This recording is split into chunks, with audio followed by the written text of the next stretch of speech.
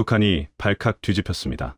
2015년 어느 날 새벽, 서해 상공에서 레이더에 포착된 의문의 비행체 하나가 빠른 속도로 남쪽을 향해 내려오고 있었습니다. 북한 군용기였습니다. 대한민국 공군이 즉각 긴급 출격 명령을 내리고 격추 직전에 일촉즉발 상황이 펼쳐지는 그 순간, 조종사는 떨리는 목소리로 무전을 보내왔습니다. 나는 지도자의 전용기 조종사다. 제발 살려달라. 도대체 북한 최고 지도자의 곁을 지키던 1급 엘리트 조종사가 왜 목숨을 걸고 비행기째 남쪽으로 내려온 것일까요? 그리고 그가 전용기 안에 몰래 숨겨온 것은 과연 무엇이었을까요? 지금부터 그 이야기를 들려드리겠습니다.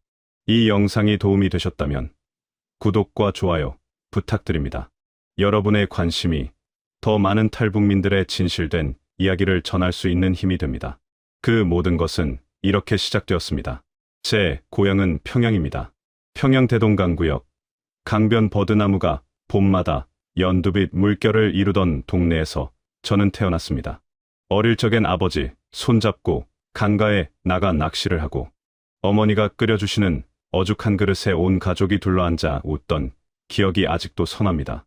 대동강 냉면이라고 여러분도 아시다시피 냉면하면 평양 아닙니까? 그 얼음장처럼 차가운 육수에 메밀면을 말아 먹던 맛을 저는 지금도 꿈에서 봅니다. 제 이름은 리명철입니다. 가명이지만 편하게 그렇게 불러주십시오. 저는 어릴 때부터 공부를 잘했습니다. 평양의 아이들 중에서도 성적이 상위권이었고 덕분에 만경대혁명학원에 입학할 수 있었습니다. 여러분, 만경대혁명학원이라고 하면 생소하실 텐데 쉽게 말씀드리면 북한 최고 지도자가 특별히 관리하는 엘리트 군사학교입니다. 우리나라로 치면 육군사관학교보다 훨씬 더 특별한 곳이라고 보시면 됩니다. 거기 들어간다는 것 자체가 집안의 큰 영광이었고 온 동네가 떠들썩했습니다. 그 학교를 졸업하고 저는 공군에 입대했습니다. 조종 실력이 뛰어나다는 평가를 받으며 진급을 거듭했고 35살이 되던 해에 저는 북한에서 가장 영예로운 자리에 오르게 되었습니다. 바로 지도자 전용기 조종사였습니다. 여러분, 이게 얼마나 대단한 자리인지 아십니까? 북한 최고 지도자가 타는 비행기를 제가 직접 몬다는 겁니다. 나라에서 제일 높은 분의 목숨이 제 손에 달린 것이나 마찬가지였으니까요. 그 자리에 오른다는 것은 단순히 조종 실력만 뛰어나서 되는 게 아닙니다. 3대에 걸쳐 당성 조사를 통과해야 하고 주변 사람들 모두가 보위부의 검증을 받아야 합니다. 저희 부모님은 물론이고 처갓집까지 전부 털렸습니다. 그렇게 살아남은 사람만이 그 자리에 오를 수 있었습니다. 그러니 대우도 남달랐습니다. 평양 시내에서도 좋은 아파트에 살았고 배급도 제때 나왔습니다. 아내와 두 아들, 내 식구가 굶는 걱정은 하지 않았습니다.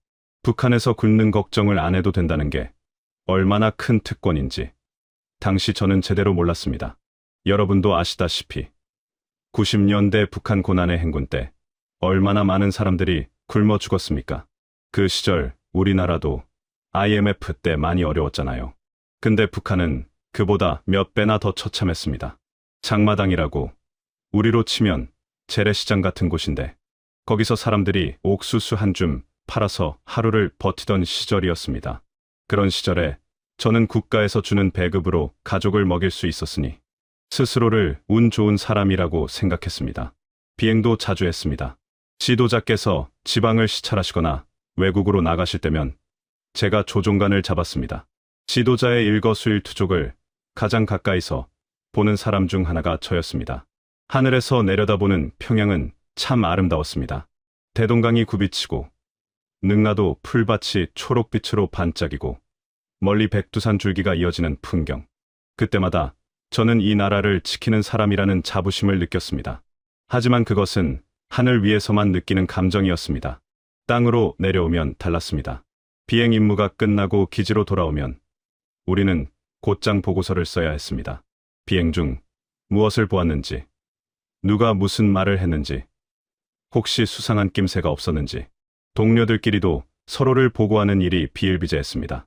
어릴 적 아버지가 어머니한테 조용한 목소리로 밖에서 함부로 말하면 안 된다 고 당부하시던 게 생각납니다. 저는 그 말의 뜻을 어른이 되어서야 제대로 깨달았습니다. 감시는 일상이었습니다. 동네 사람들이 서로를 감시하고, 직장 동료가 서로를 감시하고, 가족끼리도 무심코 한 말이 보위부 귀에 들어가는 세상. 옆집에서 다 들여다보는 것처럼, 아니 옆집보다 더한 눈과 귀가 사방에 있는 세상이었습니다. 저는 그 안에서 아무 의심 없이 살았습니다. 당시 저는 체제를 의심하지 않았습니다.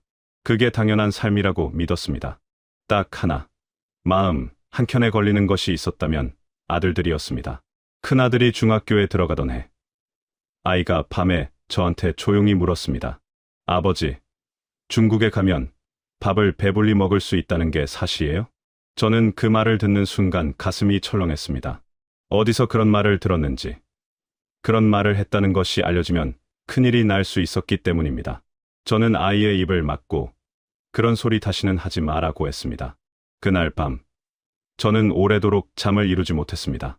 아들의 눈빛이 자꾸 떠올랐기 때문입니다. 그 눈빛에는 두려움이 있었습니다. 13살짜리 아이의 눈빛에 두려움이 담겨 있다는 것이, 그것이 제 마음속에 처음으로 작은 균열을 만든 순간이었습니다. 충격은 예고 없이 찾아왔습니다. 2013년 봄이었습니다. 저와 함께 전용기 조종단에서 근무하던 동료가 있었습니다. 박성일이라고. 저보다 2살 아래였는데 성격이 밝고 유머가 넘치는 친구였습니다. 비행 임무가 없는 날이면 우리는 기지 식당에서 마주 앉아 밥을 먹으며 이런저런 얘기를 나눴습니다. 그의 아내도 제 아내와 친하게 지냈고, 아이들 나이도 비슷해서 명절에는 가족끼리 모이기도 했습니다. 그런데 어느 날 갑자기 그가 출근을 안 했습니다. 처음엔 몸이 아픈가 싶었습니다. 하루, 이틀, 사흘, 아무 소식이 없었습니다. 다른 동료들한테 물어봤지만 아무도 입을 열지 않았습니다. 다들 눈을 피했습니다. 그 눈빛이 무엇을 의미하는지 저는 이미 알고 있었습니다. 알고 싶지 않았을 뿐이었습니다. 나중에 귓속말로 전해 들은 이야기는 이랬습니다. 박성일이 비행 전 점검 중에 경미한 기체 이상을 보고하면서 보고서 작성 과정에서 상관의 판단에 이의를 제기했다는 것입니다. 무조건 복종하는 것이 당연한 곳에서 제 생각을 소신껏 말했다는 게 문제가 된 것이었습니다. 그게 전부였습니다. 비행기를 더 안전하게 운행하자는 뜻에서 한 말이, 그것이 전부였습니다. 며칠 후 그의 아내가 직장에서 해고됐다는 소식이 들려왔습니다. 그 다음엔 아이들이 학교에 나오지 않는다는 얘기가 퍼졌습니다. 그리고 그게 마지막이었습니다. 박성일의 가족은 그야말로 하루아침에 사라졌습니다. 어디로 갔는지 아는 사람은 아무도 없었습니다. 아니, 알면서도 모른 척하는 것이었겠지요. 저는 그날 밤 혼자 기지 밖 창고 뒤편에 서서 오래도록 담배를 피웠습니다. 손이 떨렸습니다. 북한에서 정치범 수용소라고 하면 여러분도 뉴스에서 들어보셨겠지만 한번 들어가면 살아나오기 어려운 곳입니다. 개인의 죄뿐 아니라 가족 전체가 함께 끌려가는 곳입니다. 어린 자식들까지. 우리 어머니, 아버지 세대라면 6.25 남침 당시 전쟁통의 가족을 잃어보셨잖아요.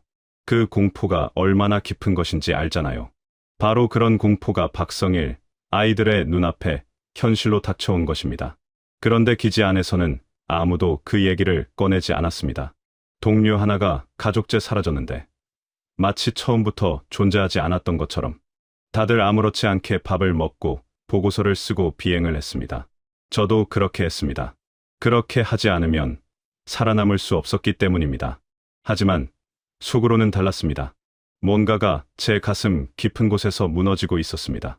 그때 처음으로 뭔가 잘못되었다고 느꼈습니다. 그 느낌은 작은 것이었지만 멈추지 않았습니다. 밥을 먹다가도, 비행을 하다가도, 자다가 깨어도 박성일의 얼굴이 떠올랐습니다. 그리고 자연스럽게 다음 생각이 따라왔습니다. 다음은 내가 될 수도 있다. 저는 겉으로는 아무렇지 않은 척했습니다. 직속 상관에게 더 열심히 충성하는 모습을 보였습니다. 임무가 없는 시간에도 자원에서 정비 점검을 나갔습니다. 누가 봐도 모범 장교처럼 행동했습니다. 하지만 집에 돌아와 아내와 마주 앉으면 말이 없어졌습니다. 아내도 눈치를 챘는지 먼저 묻지 않았습니다. 그게 또 이 나라 부부들의 생존 방식이었습니다. 알아도 모른 척, 눈치채도 넘어가는 것. 어느 날 저는 오래된 사진첩을 꺼내봤습니다. 아들들이 어릴 때 찍은 사진들이었습니다. 큰아들이 처음 걸음마를 배우던 날, 작은 아들이 태어나던 날, 제가 병원 복도에서 찍은 사진. 그 얼굴들을 보면서 저는 생각했습니다. 이 아이들한테 박성일 아이들과 같은 일이 생기면 어떡하나. 내가 사소한 말 한마디를 잘못해서, 아니면 상관 한 명의 미움을 사서 이 아이들이 영문도 모른 채 끌려가면 어떡하나. 그날 이후로 저는 퇴근할 때마다 아들들의 얼굴을 한참 들여다보는 버릇이 생겼습니다. 아이들은 아버지가 왜 그러는지 몰랐겠지요. 그냥 아버지가 자기들을 예뻐하는 줄 알았을 겁니다. 맞는 말이기도 했습니다. 하지만 그 눈빛 안에는 두려움도 있었습니다. 이 아이들을 잃을지도 모른다는 아비로서의 처절한 두려움.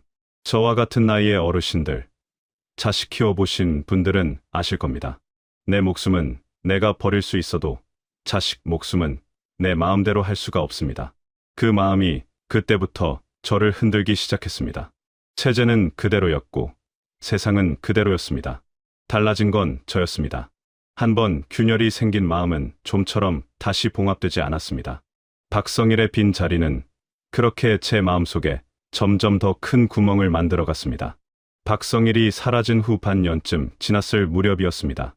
저는 그 무렵 전용기 조종단 내에서 나름 입지가 단단하다고 생각했습니다.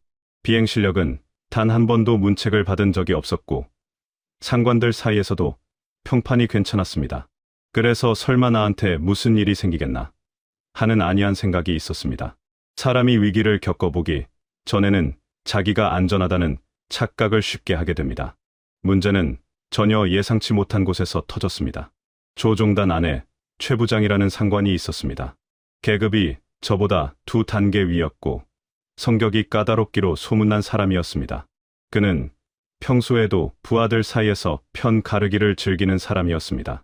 자기한테 잘 보이는 사람은 챙겨주고 마음에 안 드는 사람은 흠집을 찾아내는 유형이었습니다. 북한 체제에서는 그런 상관 하나가 부하의 운명을 좌우할 수 있습니다. 동네 이장님이 마을 모든 것을 결정하는 것처럼, 아니 그보다 훨씬 더한 권력을 가진 사람이 바로 직속 상관이었습니다. 저는 어느 순간부터 최 부장의 눈밖에 났습니다. 이유가 뭔지 정확히는 모릅니다. 어쩌면 제가 비행 실력 면에서 그보다 낫다는 주변의 평이 그의 자존심을 건드렸는지도 모릅니다. 아니면 제가 어느 자리에서 했던 말 한마디가 그의 귀에 다른 방식으로 들어갔는지도 모릅니다. 북한에서는 이유를 알기 어렵습니다. 그냥 어느 날 갑자기 그 사람이 나를 싫어하게 됐다는 것만 느낄 뿐입니다. 눈 밖에 났다는 것을 처음 알아챈 건 회의 자리에서였습니다. 최 부장이 브리핑 중에 제 보고 내용을 2번 다시 하게 만들었습니다. 잘못된 게 없는데도 말입니다. 다른 동료들이 옆에서 눈을 내리깔았습니다. 저도 말없이 다시 보고했습니다. 속이 부글부글 끓었지만 꾹 참았습니다. 그 일이 있고 2달쯤 후였습니다. 아내가 직장에서 돌아오더니 얼굴이 하얗게 질려 있었습니다. 제가 왜 그러냐고 물었더니 아내는 한참을 망설이다가 조용히 말했습니다. 오늘 보위부 사람이 왔다 갔어요. 가슴이 쿵 내려앉았습니다. 보위부라고 하면 여러분이 TV에서 보신 국가안전보위부입니다. 쉽게 말씀드리면 북한의 비밀경찰인데 이 사람들이 직장에 나타나서 누군가에 대해 묻기 시작하면 그건 이미 조사가 시작됐다는 뜻입니다. 아내한테 무엇을 물었냐고 하니 저에 대한 것이었습니다. 제가 집에서 무슨 말을 하는지, 평소에 어떤 사람들을 만나는지, 이상한 행동을 한 적이 있는지. 그날 밤 저는 아내와 밤새 잠을 못 잤습니다. 아내가 저한테 소근소근 물었습니다. 당신 무슨 잘못을 한 거예요? 저는 없다고 했습니다. 진짜로 없었습니다. 하지만 북한에서 잘못이 없다는 것은 아무 의미가 없습니다. 잘못이 만들어지는 나라이기 때문입니다. 며칠 후에는 아이들이 다니는 학교에도 보위부 사람이 왔다는 소식을 들었습니다. 담임 선생님한테 제 아이들에 대해 물었다는 겁니다. 그것을 알았을 때 저는 다리에 힘이 풀렸습니다. 아이들까지 13살, 10살짜리 아이들한테까지 손을 뻗치고 있다는 것이 저는 그 무렵 아이들의 얼굴을 제대로 쳐다볼 수가 없었습니다. 밥을 먹으면서 아이들이 제잘거리는 것을 듣고 있으면 속이 무너지는 것 같았습니다. 이 아이들은 아무것도 모릅니다. 아버지 때문에 어느 날 갑자기 모든 것을 잃을 수도 있다는 것을 그 아이들은 꿈에도 모르고 밥을 먹고 있는 겁니다. 겨울이 되었습니다. 북한의 겨울은 혹독합니다. 전기가 제대로 들어오지 않으니 난방도 쉽지 않습니다. 연탄이나 나무를 구하지 못하면 방 안에서도 손발이 얼어 터지는 게 북한 대부분의 가정 현실이었습니다. 저는 그나마 배급이 나오는 처지였지만 주변 사람들은 겨울 내내 떨었습니다. 장마당에서 나무 한 단 사려면 며칠치 식량값이 들었습니다. 약 한 알 구하기도 하늘의 별 따기였습니다. 제 옆집 아주머니가 그 겨울에 감기가 폐렴으로 번져 세상을 떠났습니다. 제때 약을 쓰지 못해서였습니다. 그 아주머니 남편이 장례도 제대로 치르지 못하고 혼자 울던 모습이 생각납니다. 그래도 이웃들이 몰래 음식을 가져다주며 위로했습니다. 그 따뜻한 마음만큼은 북한이나 남한이나 다르지 않다고 생각했습니다. 그런 가운데 제게는 공포가 쌓여갔습니다. 하루하루 출근할 때마다 오늘 무슨 일이 생기는 건 아닐까. 퇴근해서 집 앞에 낯선 차가 세워져 있으면 심장이 벌렁거렸습니다. 아이들이 학교에서 잘 돌아왔는지 확인하는 것이 하루의 가장 중요한 일이 됐습니다. 이대로는 살 수 없다는 생각이 이때부터 구체적인 형태를 갖추기 시작했습니다. 결정적인 순간은 2015년 초봄에 찾아왔습니다. 그날은 일요일이었습니다. 저는 오랜만에 두 아들을 데리고 대동강변을 산책했습니다. 큰아들은 이미 중학생이 되어 키가 제 어깨까지 올라왔고 작은 아들은 아직 초등학생이라 제 손을 잡고 다른박질 치는 나이였습니다. 강물이 막 풀리기 시작한 봄이었습니다. 물 위에 얼음, 조각들이 떠내려가고 강변엔 버드나무 새순이 돋아나고 있었습니다. 작은 아들이 갑자기 강 건너를 손가락으로 가리키며 물었습니다. 아버지, 저 강 건너는 어느 나라예요? 저는 그냥 강 건너도 우리나라라고 대답했습니다. 그랬더니 아이가 그럼 저기서도 우리처럼 살아요? 하고 물었습니다. 저는 순간 말문이 막혔습니다. 우리처럼. 그 말이 제 머릿속을 한 대 세게 때렸습니다. 우리처럼 산다는 게 뭔가. 두려움 속에서, 감시 속에서, 내일 어떻게 될지 모르는 불안 속에서 사는 것. 그게 당연하다고 믿으며 사는 것. 그게 과연 삶이라고 할 수 있는가. 그날 밤 아이들을 재우고 저는 혼자 부엌에 앉아 있었습니다. 아내는 먼저 잠자리에 들었고 집 안은 조용했습니다. 저는 오래도록 어두운 창밖을 바라봤습니다. 그리고 결심했습니다. 이 아이들만이라도 살려야겠다고. 그 결심이 드는 순간 이상하게도 두려움이 가라앉았습니다. 어떻게 탈출할 것인가를 생각하기 시작하자 오히려 머릿속이 맑아졌습니다. 저는 조종사였습니다. 비행기를 모는 사람이었습니다. 육로로 국경을 넘는 것보다 훨씬 빠르고 훨씬 직접적인 방법이 제 손 안에 있었습니다. 단독, 훈련, 비행. 이것이 핵심이었습니다. 전용기 조종사는 정기적으로 단독 훈련 비행을 합니다. 기체 감각을 유지하고 비상 상황 대처 능력을 유지하기 위한 것입니다. 단독이라는 건 말 그대로 저 혼자 비행기를 몬다는 뜻입니다. 그 순간만큼은 조종관이 오롯이 제 손에 있습니다. 평형 관제탑과 교신하면서 비행하지만 기체를 어느 방향으로 트느냐는 제가 결정합니다. 물론 관제탑에서는 레이더로 저를 추적합니다. 코스를 이탈하면 즉각 교신이 들어옵니다. 더 심각한 상황이 되면 요격기가 뜨겠지요. 그리고 북한 측에서는 최악의 경우 원격으로 기체 연료를 차단할 수 있는 시스템이 있다는 것도 저는 알고 있었습니다. 비행 중인 조종사의 이탈을 막기 위해 설계된 장치였습니다. 저는 그 시스템을 무력화할 방법을 오래 전부터 머릿속으로 연구해왔습니다. 준비 기간은 2달이었습니다. 겉으로는 아무것도 달라지지 않은 척하면서 저는 조금씩 계획을 세워나갔습니다. 비무장지대에서 가장 가까운 비행 경로를 머릿속으로 외웠습니다. 남쪽으로 최대한 내려가서 착륙 가능한 지형을 지도 없이도 눈에 익혔습니다. 비행 중에 관제탑과의 교신을 얼마나 오래 끌 수 있는지도 계산했습니다. 아내한테는 말하지 않았습니다. 알리면 아내가 너무 힘들 것 같았습니다. 그리고 솔직히 말씀드리면 말했다가 아내가 말리면 흔들릴 것 같아서이기도 했습니다. 자식 걱정하는 마음에서 나온 결심이 자식 결혼시켜 잘 살게 해주겠다는 다른 마음에 흔들릴까봐. 아버지라면 아실 겁니다. 그 마음이. 탈출을 결심하고 며칠 후 저는 부모님 산소에 다녀왔습니다. 아버지는 제가 군에 입대하던 해에 돌아가셨고 어머니는 몇 년 전에 따라가셨습니다. 부모님 산소는 평양 외곽 야산에 있었습니다. 저는 혼자 거기 가서 한참을 무릎 꿇고 앉아 있었습니다. 무슨 말을 해야 할지 몰랐습니다. 그냥 오래 앉아 있었습니다. 부모님께 차마 말씀드릴 수 없었습니다. 저 이 나라 떠납니다라는 말이 입에서 나오지 않았습니다. 돌아오는 길에 저는 어릴 적 살던 동네를 한 바퀴 걸었습니다. 강가에서 아버지와 낚시하던 자리, 어머니가 냉면을 끓이던 집, 친구들과 공을 차던 골목, 그 풍경들을 눈에 담았습니다. 다시는 못 볼 수도 있으니까요. 다시는 이 땅을 밟지 못할 수도 있으니까요. 그리고 2015년 4월, 단독 훈련 비행 명령이 떨어졌습니다. 저는 그 명령서를 받아들고 잠시 눈을 감았습니다. 이게 마지막 기회라는 것을 알았습니다. 죽을 각오를 했습니다. 진짜로 죽을 각오를. 2015년 4월 훈련 비행 당일 아침이었습니다. 저는 새벽 5시에 일어났습니다. 아내는 아직 자고 있었습니다. 저는 아내 곁에 잠시 앉아 있었습니다. 자는 얼굴을 오래 들여다봤습니다. 아무것도 모르고 곤히 자고 있는 사람. 이 사람한테 미리 말을 했어야 했나? 아니었나? 그 생각이 그 짧은 순간 수십 번 왔다 갔다 했습니다. 아이들 방에도 들어갔습니다. 큰아들이 담요를 반쯤 걷어차고 자고 있었습니다. 저는 조용히 담요를 올려 덮어줬습니다. 작은 아들은 입을 살짝 벌리고 새근새근 자고 있었습니다. 저는 그 얼굴을 한참 들여다봤습니다.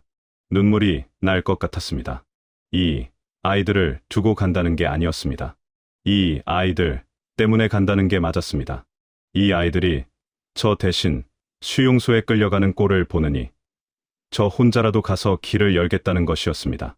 그 결심을 다잡고 집을 나섰습니다. 기지에 도착해서 비행 전 점검을 받았습니다. 저는 평소와 완전히 똑같이 행동했습니다. 표정도, 말투도, 걸음걸이도 조금이라도 수상한 낌새를 보이면 끝이었습니다. 속에서 심장이 터질 것 같았지만 겉으로는 아무렇지 않은 척해야 했습니다. 비행복을 입고 헬멧을 쓰고 조종석에 올랐습니다. 이륙은 오전 10시 40분이었습니다. 기체가 활주로를 달리기 시작했습니다. 속도가 붙으면서 땅이 뒤로 물러났습니다. 바퀴가 활주로를 박차고 떠오르는 순간 이상하게도 저는 고요해졌습니다. 수십 번 겪은 이륙이었지만 그날은 달랐습니다. 하늘로 올라가면서 평양이 점점 작아졌습니다. 대동강이 실처럼 가늘어졌습니다. 저는 마음속으로 말했습니다. 잘 있어라. 처음 20분은 정해진 훈련 코스를 따랐습니다. 관제탑과 교신도 정상적으로 했습니다. 아무 이상 없습니다. 기체 상태 양호합니다. 목소리가 떨리지 않도록 의식해서 천천히 말했습니다. 그 다음이었습니다. 저는 조종관을 조금씩, 아주 조금씩 남쪽으로 틀기 시작했습니다. 급격하게 방향을 바꾸면 레이더에 이상 움직임으로 잡힙니다. 천천히, 자연스럽게, 마치 바람을 타는 것처럼 기술을 내렸습니다. 고도를 약간 낮추면서 속도는 높였습니다. 관제탑에서 교신이 들어왔습니다. 코스 이탈, 조짐이 보인다는 것이었습니다. 저는 태연하게 대답했습니다. 기류 이상으로 잠시 조정 중입니다. 곧 복귀하겠습니다. 1분이 지났습니다. 저는 복귀하지 않았습니다. 기수는 계속 남쪽을 향했습니다. 관제탑 교신이 다시 들어왔습니다.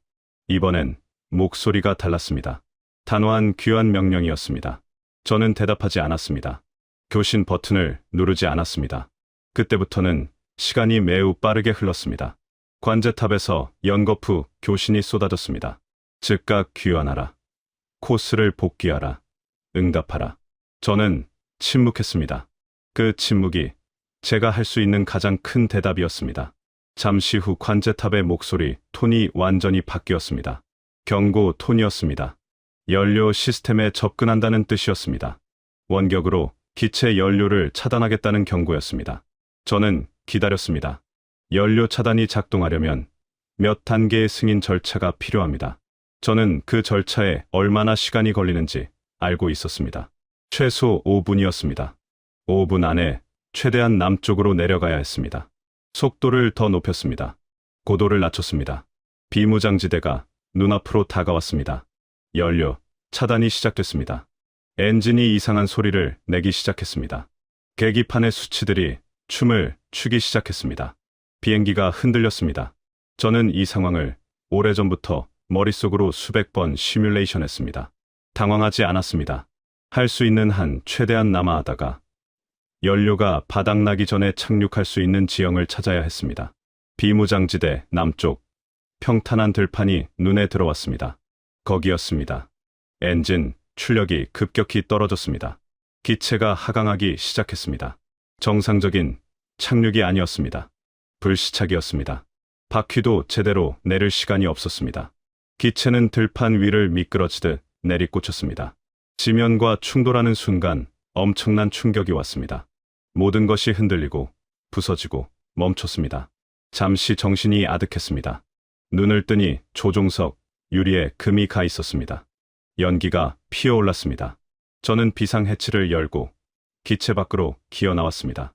남쪽이었습니다. 그런데 문제가 있었습니다. 아직 제가 어느 쪽에 있는지 확실하지 않았습니다.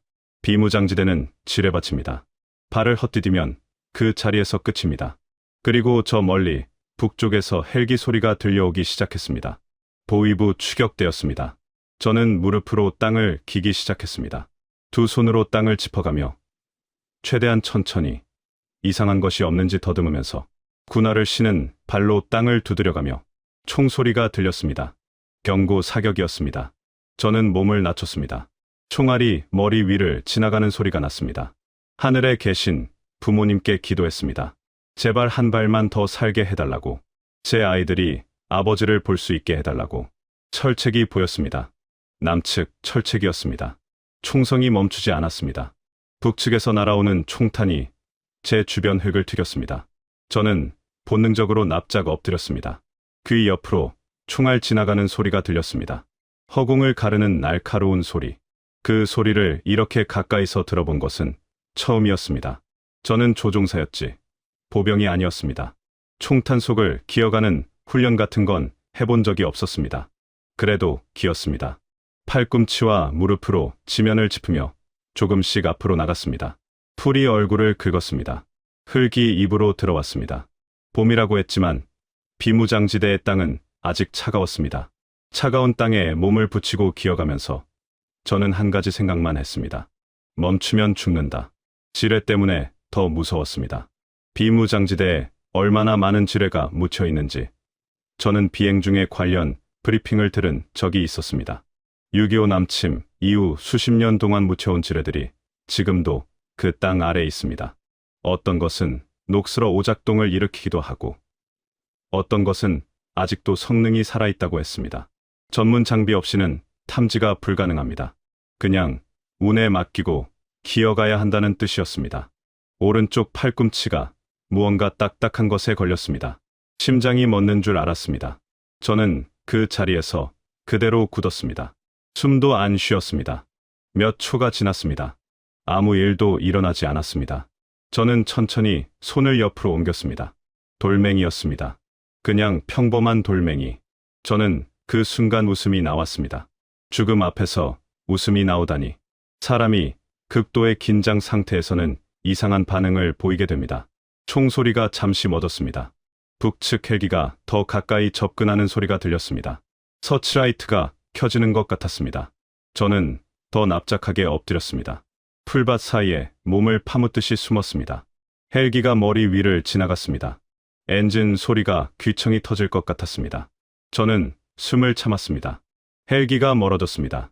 다시 기기 시작했습니다. 그때 반대편에서 다른 소리가 들렸습니다. 남측이었습니다. 무전기 소리와 함께 군화 소리가 들렸습니다. 남측 군인들이 접근하고 있었습니다. 저는 본능적으로 손을 들었습니다. 맨손임을 보여야 했습니다. 목청껏 외쳤습니다. 쏘지 마십시오. 저는 귀순하겠습니다. 국한 조종사입니다. 한국말로 외쳤습니다. 목소리가 갈라졌습니다. 긴장인지 흥분인지 모를 떨림이 목소리에 실렸습니다. 잠시 침묵이 흘렀습니다. 남측 군인들이 서로 무전을 주고받는 소리가 들렸습니다. 그 다음 한 목소리가 들렸습니다. 움직이지 마십시오. 천천히 일어서십시오. 저는 천천히 일어섰습니다. 두 손을 최대한 높이 들었습니다. 비행복은 흙투성이가 되어 있었습니다. 무릎이 후들거렸습니다. 그래도 서 있었습니다. 드디어 서 있었습니다. 남측 군인들이 달려왔습니다. 저는 그 자리에서 무릎이 꺾였습니다. 쓰러졌습니다. 아니, 주저앉았습니다. 군인들이 저를 붙잡았습니다. 총구가 제 머리를 향하고 있었지만 저는 그것이 무섭지 않았습니다. 그것은 적어도 저를 죽이려는 총구가 아니었으니까요. 신분을 밝히십시오. 저는 떨리는 목소리로 말했습니다. 저는 북한 지도자 전용기 수석 조종사 리명철입니다. 귀순을 요청합니다. 군인들 사이에 긴장된 침묵이 흘렀습니다. 무전이 오갔습니다. 저는 그 자리에 앉은 채로 기다렸습니다. 그 순간 뒤쪽에서 북측 헬기 소리가 다시 들려왔습니다. 저도 모르게 고개를 들어 그쪽을 봤습니다. 저 멀리 하늘에 불빛이 보였습니다. 군인 하나가 제 팔을 잡아 일으켜 세웠습니다. 뛰십시오. 저는 뛰었습니다. 철책 문이 열렸습니다. 남측 군인들에게 둘러싸여 저는 그 문을 통과했습니다. 문이 닫혔습니다. 저는 남쪽 땅에 서 있었습니다. 뒤를 돌아보지 않았습니다. 돌아보면 무너질 것 같았습니다. 두 아들 얼굴이 떠올랐습니다. 눈물이 흘렀습니다. 닦지 않았습니다. 그냥 흘리게 뒀습니다. 그리고 전용기 조종복 안쪽에 손을 넣었습니다. 거기 있었습니다. 비행 전날 밤 몰래 꿰매 넣어둔 것. 지도자의 전용기 안에서 제가 수년에 걸쳐 목숨 걸고 모아온 것들이, 그것을 꺼낼 시간은 조금 더 있었습니다. 사실 제가 지뢰밭을 기어가기 전 조금 더 거슬러 올라가서 말씀드려야 할 것이 있습니다. 비행기가 비무장지대로 접근하던 그 순간 대한민국 공군도 가만히 있지 않았습니다. 서해 상공에서 북한 군용기 한 대가 코스를 이탈해 빠른 속도로 남하하고 있다는 레이더 포착이 들어오자 대한민국 공군은 즉각 비상 출격 명령을 내렸습니다. 전투기 두 대가 긴급 발진했습니다. 이것은 당연한 절차입니다. 북한 군용기가 사전 예고 없이 남하하면 격추 검토까지 가는 것이 규정이었습니다. 여러분, 6.25 남침 이후 우리가 얼마나 긴장 속에서 살아왔는지 생각해보면 그 대응이 왜 그렇게 즉각적인지 이해가 되실 겁니다.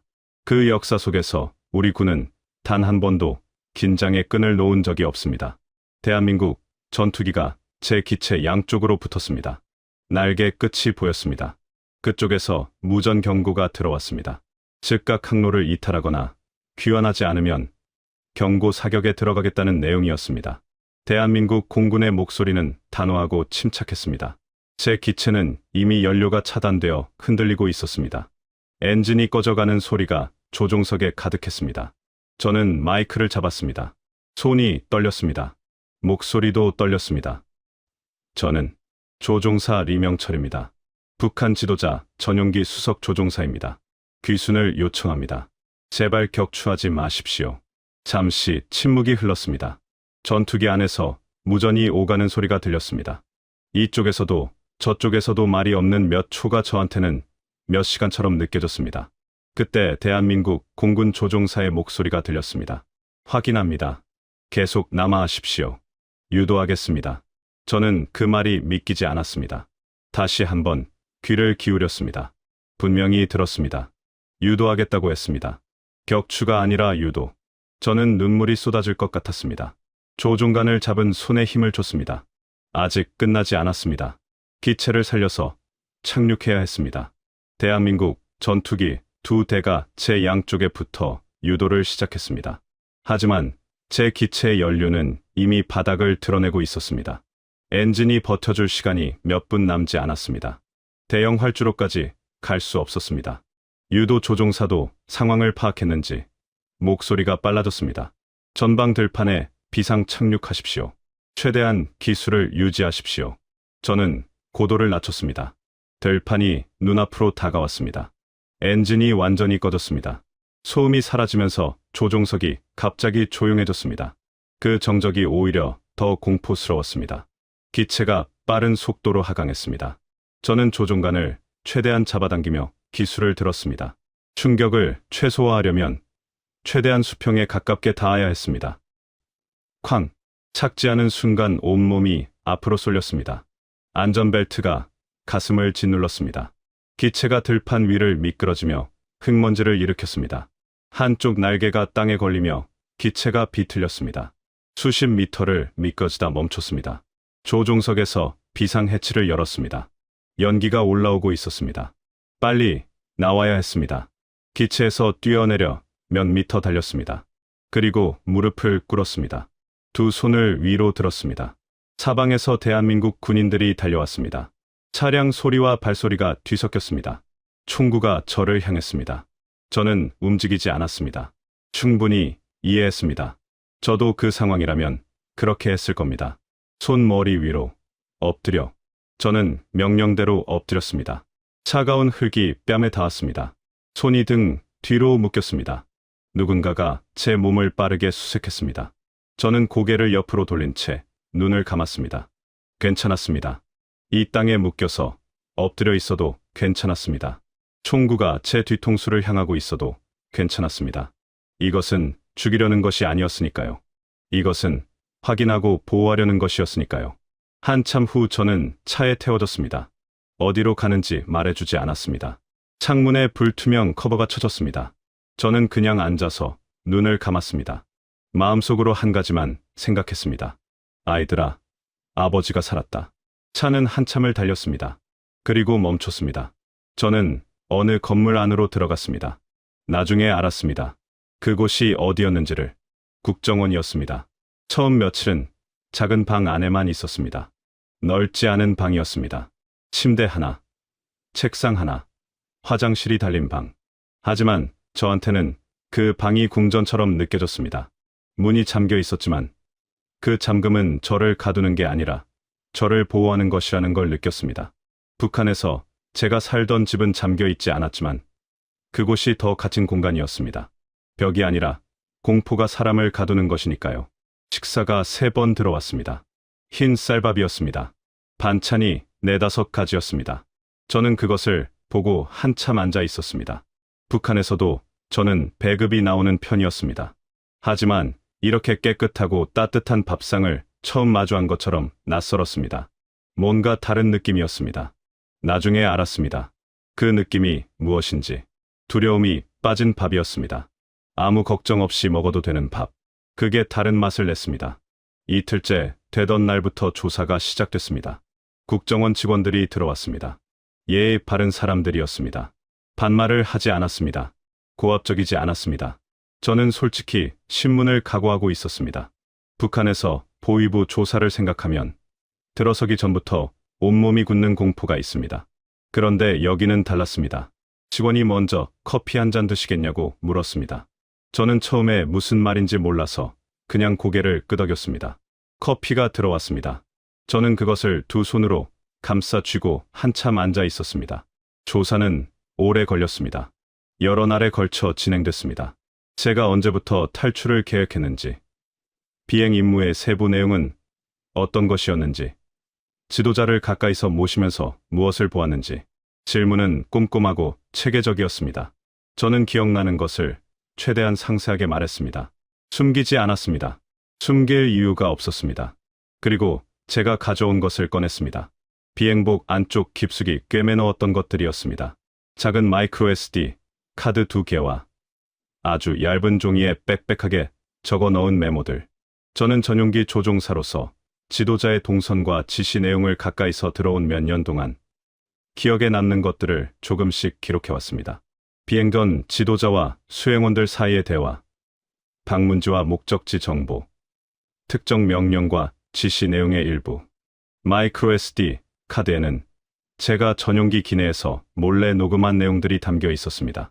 전용기 안에서 이루어지는 대화 중 제가 들을 수 있는 범위의 내용들이었습니다.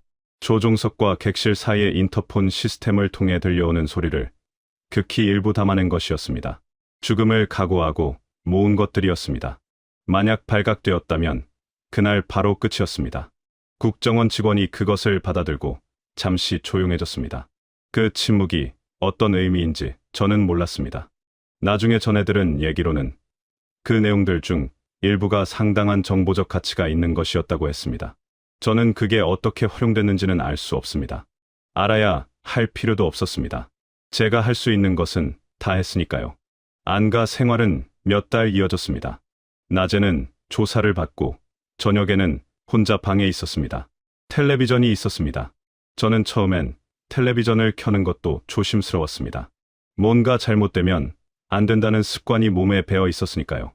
하지만 직원이 자유롭게 보셔도 됩니다라고 하니까 틀어봤습니다. 채널이 수십 개였습니다. 뉴스도 있고 드라마도 있고 음식 프로그램도 있고 저는 뉴스를 봤습니다. 한국 뉴스였습니다. 사람들이 자유롭게 말하고 있었습니다. 대통령 비판도 서슴없이 하고 정치 얘기도 공개적으로 하고 시위도 하고 저는 그 모습이 처음엔 충격이었습니다. 저 사람들이 저렇게 말해도 다음날 멀쩡히 살아있을 수 있다는 것이 여러분한테는 너무나 당연한 것이 저한테는 충격이었습니다. 어느 날 직원 한 분이 물었습니다. 가족이 걱정되지 않냐고. 저는 한참 대답을 못했습니다. 걱정이 안 될 리 없었습니다. 제가 탈북했다는 것이 알려지면 아내와 아이들이 가장 먼저 조사를 받을 것이었습니다. 최악의 경우 수용소로 끌려갈 수도 있었습니다. 그 생각을 하면 밤에 잠이 오지 않았습니다. 하지만 저는 이렇게 생각했습니다. 내가 북한에 있었다면 어차피 우리 가족은 위험했습니다. 최 부장의 모함과 보위부의 조사가 이어지던 상황에서 저와 가족이 안전할 수 없었습니다. 제가 먼저 길을 찾는 것이 결국 가족을 살리는 길이라고 믿었습니다. 나중에 비공개 경로를 통해 아내가 아이들과 함께 안전하다는 소식을 들었습니다. 정확한 경로는 말씀드리기 어렵습니다. 하지만 그 소식을 들었을 때 저는 벽을 향해 앉아서 소리 없이 울었습니다. 오래 울었습니다. 안가 생활을 마치고 정식으로 한국 사회에 나왔습니다. 처음 밖에 나갔던 날을 잊을 수가 없습니다. 직원 한 분이 저를 데리고 마트에 갔습니다. 처음 들어서는 순간 저는 멈춰섰습니다. 천장까지 물건이 쌓여 있었습니다. 과자, 음식, 음료, 옷, 생활용품, 끝도 없이 이어지는 진열대. 사람들이 아무렇지 않게 물건을 집어들고 카트에 담았습니다. 아무도 눈치를 보지 않았습니다. 아무도 주변을 살피지 않았습니다. 그냥 필요한 것을 집어서 계산하고 나갔습니다. 저는 그 모습을 보며 생각했습니다. 이게 자유구나. 거창한 게 아니었습니다. 그냥 마트에서 과자 하나 집어드는 것. 아무도 보지 않고 아무도 문제 삼지 않는 것. 그것이 자유였습니다. 편의점도 신기했습니다. 밤새 열려 있다는 것이. 북한에서는 밤에 함부로 돌아다닐 수가 없습니다. 야간 통행에는 이유가 있어야 합니다. 근데 여기서는 새벽 2시에도 배고프면 나가서 뭔가 사 먹을 수 있다는 것. 그게 얼마나 당연한 것인지 여러분은 모르실 겁니다. 인터넷도 처음엔 감당이 안 됐습니다. 검색창에 아무 단어나 넣으면 나온다는 게. 북한에서는 외부 정보 접근이 통제됩니다. 세상이 어떻게 돌아가는지 알 방법이 없습니다. 근데 여기서는 손가락으로 몇 번 두드리면 세상 모든 일을 알 수 있었습니다. 저는 처음 며칠간 밥도 잊고 검색만 했습니다. 지금 세상이 어떻게 돌아가고 있는지, 다른 나라 사람들은 어떻게 사는지, 말투가 조금 달라서 처음엔 어색했습니다. 남한 분들이 쓰는 말 중에 제가 모르는 것들이 꽤 있었습니다. 외래어가 많이 섞여 있었습니다. 카페에 가면 메뉴판을 읽기가 어려울 때도 있었습니다. 음식 맛도 달랐습니다. 북한 음식이 대체로 심심하고 담백한 편인데 남한 음식은 양념이 강하고 자극적인 것들이 많았습니다. 처음엔 입이 안 맞았습니다. 하지만 그게 어떻습니까? 같은 민족끼리 같은 말을 쓰면서 살고 있다는 것이 중요하지. 지금 저는 대한민국 어딘가에서 살고 있습니다. 정확한 위치는 밝힐 수 없습니다. 보안상의 이유도 있고 아직 북에 가족이 있기 때문이기도 합니다. 조용히 평범하게 살고 있습니다. 비행기는 타지 않습니다. 탑니다. 가끔은. 하지만 조종관은 잡지 않겠다고 했습니다. 그것을 잡으면 그 시절이 너무 선명하게 떠오릅니다. 비무장지대 위를 날며 귀수를 남쪽으로 돌리던 그 순간, 심장이 터질 것 같던 그 느낌. 그것은 제 삶에서 가장 두렵고 가장 자유로웠던 순간이었습니다. 다시는 그 순간으로 돌아가고 싶지 않습니다. 동시에 그 순간이 없었다면 지금의 저도 없었겠지요. 북에 있는 가족이 보고 싶습니다. 아이들이 어떻게 크고 있는지, 아내가 건강한지 날마다 생각합니다. 통일이 되면 제일 먼저 대동강변으로 가겠습니다. 어릴 적 아버지와 낚시하던 그 자리에 앉아서 냉면 한 그릇 먹겠습니다. 그 소박한 바람 하나를 안고 오늘도 삽니다. 여러분, 어르신들은 아실 겁니다. 6.25 남침 이후 이 땅이 얼마나 많이 울었는지, 얼마나 많은 사람들이 가족을 그리워하며 살다 눈을 감았는지, 그 아픔이 아직 끝나지 않았습니다. 저 같은 사람들이 아직도 있습니다. 북에서 남으로, 남에서 북을 그리워하며 사는 사람들이 우리 세대에는 통일을 받으면 합니다. 철책이 거치고 기차가 달리고 대동강과 한강이 하나의 강처럼 이어지는 날을, 그날이 오면 저는 북으로 가는 첫 번째 비행기를 타겠습니다. 그리고 그때는 조종관을 잡겠습니다. 통일된 하늘을 날겠습니다. 끝까지 들어주셔서 감사합니다.